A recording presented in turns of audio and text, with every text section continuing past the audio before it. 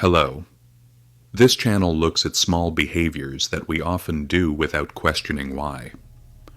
Today we are looking at one such small habit, a tiny expression. Bless you. By the end of the video, you will realize that this phrase is not just a matter of politeness. You will see that it is shaped by fear, ritual, and human relationships, and most importantly, you will learn a small but effective behavior that will help your words resonate more with people. Ancient meanings and rituals. In many ancient cultures, sneezing was not just a simple reflex. It was a moment when people were vulnerable for a brief time. The body shook and the person lost control for a moment. Some societies believed sneezing expelled evil spirits from the body. Others thought the spirit relaxed, even leaving the body for a short time. That's why humanity developed small rituals, silent words, short blessings, simple hand gestures. They all had one purpose: to protect that fragile moment. You could think of it like a patch, a verbal bandage for a moment of weakness. What rituals actually do is quite simple.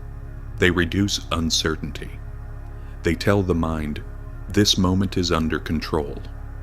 That is why sneezing was seen not as a reflex, but as a sign. The plague, fear, and the establishment of habit. Over time, we arrive at the Middle Ages, and things get serious. As the plague ravaged cities, sneezing was often the first sign of the disease. People began to fear this sound, because it was usually the first step in a process that began with death. Religious authorities had to step in. Pope Gregory I encouraged people to say a short prayer after someone sneezed. This was not a matter of politeness. It was for protection. It was a meaningful response to fear. When faith and fear come together, words become habit. Bless you, meaning long live, began to spread not so much out of politeness, but as part of an effort to ward off danger. This meaning softens, ritual remains time past, medicine advanced, fear slowly diminished. But that little phrase never changed.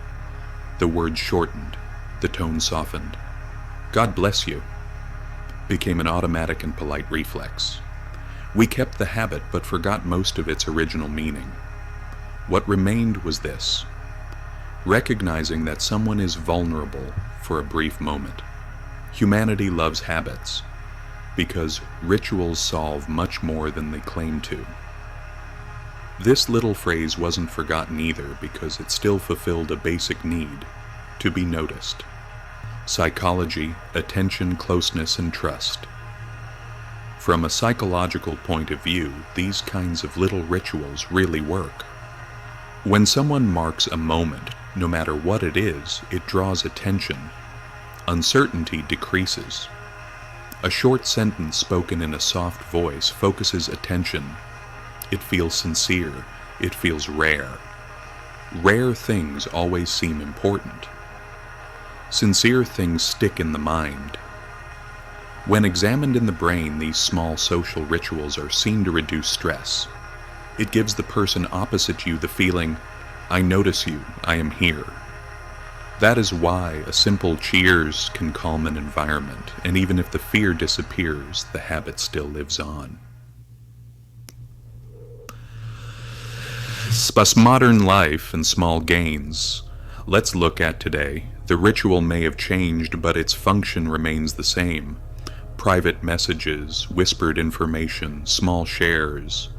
They all rely on the same things: being noticed and closeness. Let's consider a brief example. There are two work colleagues. One says nothing when the other sneezes. The other quietly says, "Are you all right?" Which one builds more trust? Which one gives the person the feeling of being noticed? The small ritual always wins. And here's the key point. People who use these small rituals will create a much greater impact than expected, not because they are manipulating, but because people value being noticed. If you want your words to have more impact, try this. A short phrase, a pause at the right moment, a small acknowledgement. This isn't magic. This is the most important part of human relationships. Closing. Next time someone sneezes, don't just see it as noise. You are part of a very old human habit shaped by fear, belief, and survival. A simple phrase can be both a trace of the past and a tool that still works today. A simple tip: slow down your speech by a breath. Allow the sentence to linger there for a moment. That tiny pause makes your words feel more valuable. If you're interested in these untold stories behind everyday habits, you can subscribe. On this channel, we examine and discuss human behavior slowly and deeply. Do you think people value this expression enough? I'll pin the best comment.